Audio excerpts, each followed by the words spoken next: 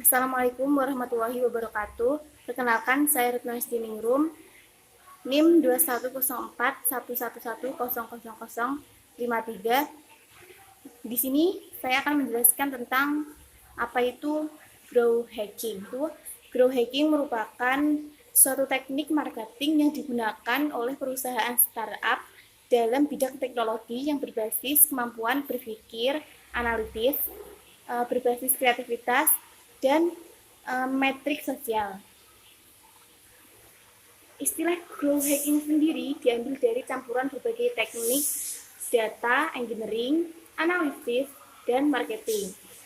Seorang growth hacker menggunakan kesemua teknik ini secara optimum.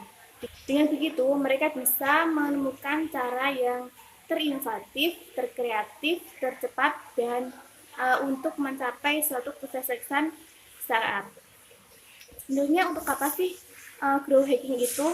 Tujuannya yaitu growth hacking sendiri dipakai untuk menentukan cara yang paling produktif untuk mengembangkan sebuah bisnis. Nah, teknik marketing ini bertujuan untuk mendapatkan publikasi dan menjual produk. Jadi, di dalam pengembangan bisnis startup ini, istilah ini sangat dibutuhkan. Di dalam growth hacking terdapat strategi dan juga teknik. Pada umumnya, kata strategi mengacu pada pendekatan jangka panjang untuk pertumbuhan suatu bisnis dan tidak sering berubah-ubah. Sedangkan taktik sendiri merupakan sebuah implementasi jangka pendek dari strategi dan dapat berubah sesuai dengan informasi atau prioritas dari. Nah, strategi sendiri di dalam strategi terdapat 3 strategi yang bisa dilakukan di dalam growth hacking. Pertama, mempromosikan bisnis menggunakan sebuah konten atau pemasaran konten. Kedua, mempromosikan produk di dalam produk atau pemasaran produk. Yang ketiga yaitu membayar kegiatan promosi atau iklan. Salah satu hal yang penting dalam suatu strategi marketing adalah mengukur kesuksesan. Nah, kesuksesan tersebut dapat diukur dengan tahapan-tahapan ARRN, yaitu acquisition, activation,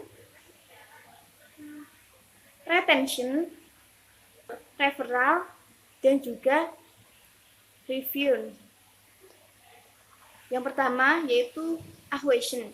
Acquisition sendiri adalah saat pertama kali bisnis dan calon pelanggan Anda melakukan kontak yang bisa diakses melalui website atau dari produk yang Anda jual. Tahap ini sangatlah penting. Maka dari itu, agar tahapan ini optimal, Anda harus bisa menjangkau banyak calon pembeli alias memperluas brand Anda. Caranya gimana? Nah, alih-alih profesi di berbagai platform, sebaiknya Anda promosi di tempat yang memang ramai dengan calon konsumen. Misalnya, startup Anda menyasar di generasi Z. Nah, berarti supaya tahap acquisition optimal, Anda promosi di media sosial seperti Instagram, TikTok, dan atau yang mayoritas lainnya yang diisi kebanyakan anak muda. Tahap yang kedua yaitu activation, yang merupakan langkah kedua pada growth hacking yang ditandai dengan pelanggan yang mulai menggunakan produk atau layanan Anda. Jadi, jika acquisition adalah proses menarik calon pelanggan, maka activation ini adalah proses menjadikan mereka menjadi pelanggan untuk pertama kali. Tahap selanjutnya yaitu retention. Nah, setelah berhasil mendapatkan pelanggan pada tahap activation, saatnya menjadikan mereka sebagai pelanggan tetap di tahap retention. Nah, bagaimana caranya? Yang pertama, bisa memberikan promosi terbatas di pembelian selanjutnya, terus membuat pelanggan Anda merasa spesial, dan kirimkan newsletter. Tahap selanjutnya yaitu referral. Referral adalah tahap di mana pelanggan tetap Anda mempromosikan produk atau layanan Anda ke orang lain. Dan yang terakhir yaitu tahap review atau pendapatan. Yang kedua yaitu trik. Nah, untuk memastikan produk atau layanan Anda dicari dan dibutuhkan di pasaran serta memiliki kualitas yang tinggi, maka kita harus menggunakan trik supaya bisa tercapai. Yang pertama yaitu dengan cara mengembangkan marketing afiliasi. Kedua, hadir di acara komunitas. Ketiga, membuat website unggulan. Keempat, yaitu bangun komunitas di media sosial. Kelima, yaitu kirim bonusan ke pelanggan. Keenam, yaitu kerjasama dengan influencer. Dan yang terakhir, yaitu dengan memanfaatkan tren terbaru. Jadi, Anda bisa dengan mudah melihat strategi pertasan pertumbuhan mana yang berkinerja, seperti yang Anda harapkan, dan mana yang tidak. Selanjutnya, yaitu apa sih manfaat growth hacking? Nah, growth hacking memiliki banyak sekali manfaatnya. Yang pertama yaitu return of investment atau ROI yang terbukti. Nah, manfaat daripada penggunaan growth hacking yang pertama adalah ROI yang terbukti. Dengan menggunakan data untuk menginformasikan setiap keputusan yang Anda buat dan melacak kinerja peretasan secara akurat. Yang kedua yaitu berbiaya rendah, dan yang terakhir yaitu sumber daya yang rendah.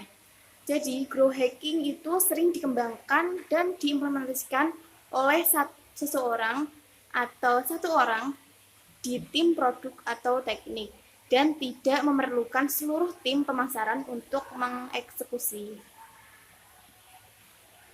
Selanjutnya yaitu contoh penggunaan growth hacking yang terkenal. Nah, contohnya yaitu yang pertama Hotmail. Hotmail pertama kali diluncurkan pada tahun 1996 dan mengalami pertumbuhan yang lambat walaupun telah gunakan media iklan konvensional seperti poster, billboard, bahkan radio.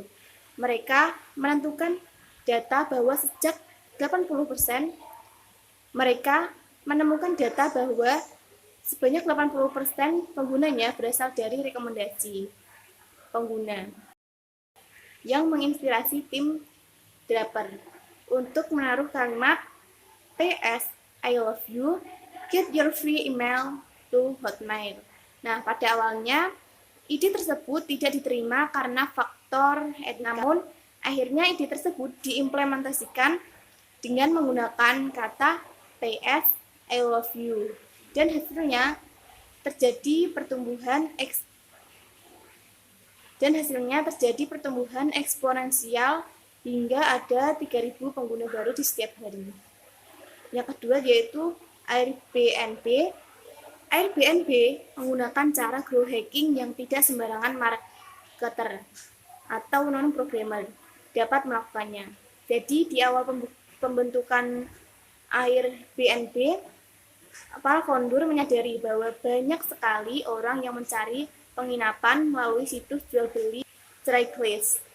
Mereka membuat sebuah sistem yang memungkinkan pengguna Airbnb untuk memasangkan iklannya ke Craigslist.org yang telah memiliki lebih dari 10 juta pengguna. Kemudahan yang diberikan Airbnb tersebut kepada penggunanya secara tidak langsung telah menguntungkan Airbnb. Dengan semakin banyak pengguna Craigslist yang melihat iklan Airbnb, maka akan semakin banyak pula pengguna Airbnb. Selanjutnya yaitu Dropbox. Dropbox merupakan salah satu layanan penyimpanan online terbesar di dunia. Nah, dulu Dropbox juga menerapkan strategi growth hacking untuk memperbanyak penggunanya.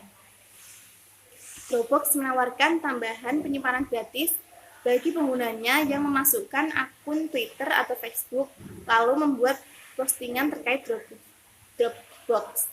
Secara tidak langsung, pengguna mempromosikan Dropbox dengan cuma-cuma ke media sosialnya.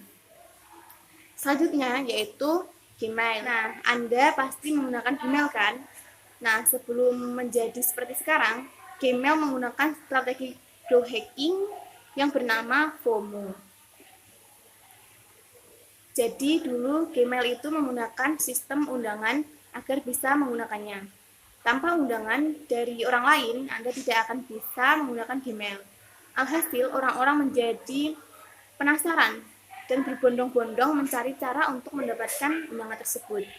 Yang terakhir yaitu YouTube, di mana di sini itu mempermudah penggunanya untuk membagikan video mereka ke akun miliknya dengan memberikan kode sematan. Nah, gimana? Siapkah menggunakan cara growth hacking? Sebenarnya growth hacking ini sendiri bukan solusi untuk semua masalah. Jadi, ia juga tidak bisa disebut sebagai keajaiban. Akan tetapi, growth hacking ini adalah soal menerapkan semua strategi bisnis yang diketahui demi mendapatkan hasil yang terbaik. Nah, sekian penjelasan dari saya. Kurang lebihnya mohon maaf. Terima kasih. Wassalamualaikum warahmatullahi wabarakatuh.